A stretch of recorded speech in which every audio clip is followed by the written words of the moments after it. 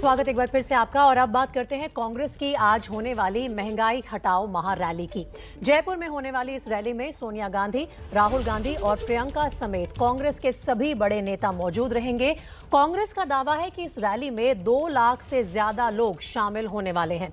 इसके लिए देश भर से कांग्रेस कार्यकर्ता जयपुर पहुंच रहे हैं। और इससे पहले कांग्रेस नेता सचिन पायलट ने एबीपी न्यूज संवाददाता जयनेंद्र से बात की। सुनिए।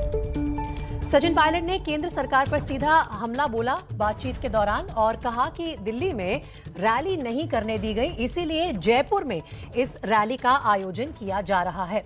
2024 पीएम के चेहरे पर पायलट ने कहा कि पीएम का चेहरा विपक्ष बैठकर तय करेगा, विपक्ष की धुरी कांग्रेस ही होगी, ये कहना है सचिन पायलट का।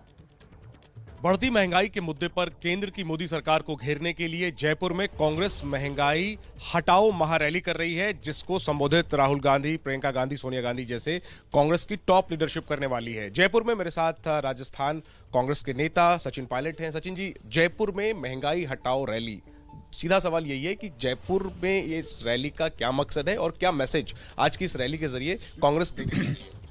ये रैली हम लोगों ने अनाउंस की थी दिल्ली के अंदर, लेकिन केंद्र की सरकार जानती थी कि दिल्ली में रैली करेंगे तो बड़ा संदेश जाएगा, तो कहीं ना कहीं बौखलाहट होगी। उन्होंने उसको परमिशन नहीं दी हमारी रैली को, इसलिए हम लोगों ने जयपुर में इसको करने का निर्णय लिया है। लेकिन रैली ये पूरे देश की है, इसमें पूरे राज्यों से यहाँ कार्यकर्ता लाखों की तादाद में आएंगे और एक बहुत महत्वपूर्ण संदेश राजस्थान से जयपुर से जाएगा कि केंद्र ने जिस लापरवाही से, जिस अनदेखी से, जिस रवैये से महंगाई को अनकंट्रोलेबल कर दिया है और आज पेट्रोल, डीजल, कुकिंग गैस, खाने की सामग्री, साग, सब्जी, टमाटर, चाय पत्ती, आप कुछ भी ले लो बाजार में जाके, आसमान छू रही है। मध्यम वर्ग जो कहा जाता था कि भाजपा का समर्थक एक है, सबसे ज़्यादा प्रहार उनके ऊपर हो रहा है और करोड़ों परिवार आज गरीबी रेखा के नीचे आ गए। लेकिन कोई जवाब मिले, कोई आश्वासन मिले, कोई सांत्वना मिले, ऐसा भी नहीं है।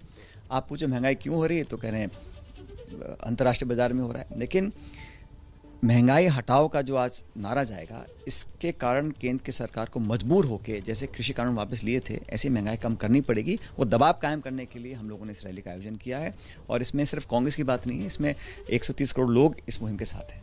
ये पूछूंगा मैं कि सिर्फ निशाना साधेंगे आप लोग या अपनी तरफ से कुछ ऑल्टरनेटिव भी पेश करेंगे? क्योंकि जब आपकी सरकार थी तो बीजेपी कहती थी बहुत हुई महंगाई की मार, अब जब बीजेपी की सरकार है तो आप लोग कह रहे हैं बहुत हुई महंगाई की मार। क्या कांग्रेस आज कुछ विकल्प भी रखेगी, सिर्फ हमले करेंगे? मेरी बात सुनिए, हमले की बात नहीं है।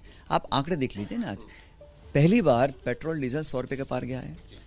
कुकिंग गैस जो है 1000 रुपये का सिलेंडर हो गया, हमारे टाइम 400 रुपये का था। तो आप हमको तो कह रहे थे कि बहुत अतिशोक्ति हो गई है, लेकिन आज आंकड़े बोलते हैं कि आपने सारी सीमाएं लांघ ली हैं। आपने लाखों करोड़ रुपए तो चंद उद्योगपतियों को माफ़ कर दिया। आपने रेलवेज, पोर्ट्स, हाईवेज, माइंस, निजी तेल कंपनियां, बीमा कंपनियां, उनका निजीकरण कर दिया। डिफेंस में आप एफडीआई को लेकर आ गए। ठीक जो आप विरोध करते थे, आधार का विरोध करते थे, जीएसटी का विरोध करते थे, वो सारे आपने पॉलिसी लागू कर दी हैं। और अब आप कह रहे हैं कि हम सबसे अच्छी सरकार है। बहुमत के आधार पर घमंड में राजनीति करना मैं समझता हूँ बहुत लंबा चलता नहीं है। और राष्ट्रीय स्तर पर कांग्रेस ही वो ऐसा पॉलिटिकल पार्टी है जो भाजपा को चुनौती देकर उनको पटकनी दे सकता है, ये बात हम जानते हैं। लेकिन हम आज जो कर रहे हैं वो शुरुआत है। भाजपा और एनडीए के शासन का अंत करने के लिए केंद्र में आज यहाँ से एक आवाज उठेगी, उसको सबसे स्वीकार करेंगे। 2 सवाल में और मैं पूछूंगा। आप जो कह रहे हैं महंगाई वाकई में एक बड़ा मुद्दा है और आम आदमी परेशान है। कांग्रेस पर आरोप ये लगता है कि कांग्रेस मुद्दे उठाती तो है लेकिन मुद्दा बना नहीं पाती, चुनाव में आप उसे जनता तक पहुंचा नहीं पाते और उसको वोट में कन्वर्ट नहीं कर पाते और इसलिए बीजेपी को हरा नहीं पाते। ये चार्ज है कांग्रेस पर। आज की रैली और इसके आगे की क्या रणनीति होगी कि कांग्रेस बीजेपी को पटकनी दे पाएगी? महंगाई मुद्दा तो है लेकिन आप इसको चुनाव में भुना क्यों नहीं पाते? देखिए, जहाँ जहाँ चुनाव हुए 3 साल पहले चुनाव हुए, राजस्थान में, छत्तीसगढ़ में, मध्य प्रदेश में सरकार हमारी बनी, पंजाब में सरकार हमारी बनी, 5 राज्यों में उपचुनाव हुए, कर्नाटक में, हिमाचल में, राजस्थान में, हर जगह बीजेपी हारी, कांग्रेस से हारी है। और ये बात सही है कि 14-19 में दोनों लोकसभा चुनाव में हम जितना चाहते तो तब बहुमत नहीं ला पाए, लेकिन इसका ये मतलब नहीं कि कांग्रेस पार्टी गायब हो रही है। हर गांव, हर शहर, कस्बे में, जिले में, हर राज्य में कांग्रेस पार्टी मौजूद है। क्षेत्रीय दलों का अपनी एक भूमिका है, लेकिन नेशनल लेवल पर अगर कोई चुनौती दे सकता है तो कांग्रेस दे सकती है। और मुद्दे तो देखिए, चीन आक्रामक हो रहा है, महंगाई है, बेरोजगारी है, कोरोना काल में जो वैक्सीन प्रॉब्लम हुई, ऑक्सीजन प्रॉब्लम, वो सब लोगों को कौन सामने लेकर आए? रेखांकित करने का काम कांग्रेस ने किया है।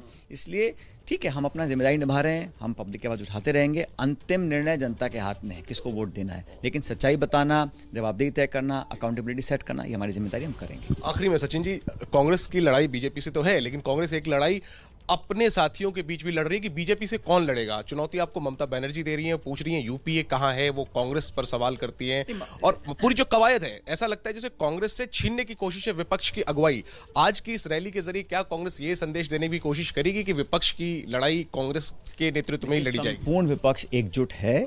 ममता बनर्जी जी एक इलेक्टेड चीफ मिनिस्टर हैं, लेकिन वो यूपीए से बहुत पहले बाहर चली गई थी, तो उनका अपनी एक राय हो सकती है। लेकिन यूपीए एक मजबूत विपक्ष है, उसका नेतृत्व कांग्रेस पार्टी कर रही है। और मैं बार बार कहता हूं कि क्षेत्रीय रीजनल पार्टीज़ की भूमिका है, उनको हम साथ लेकर चलेंगे। लेकिन विपक्ष की राजनीति में गिव एंड टेक होगा।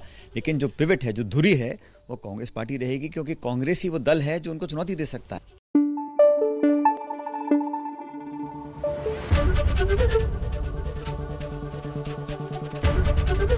एबीपी न्यूज आपको रखे आगे।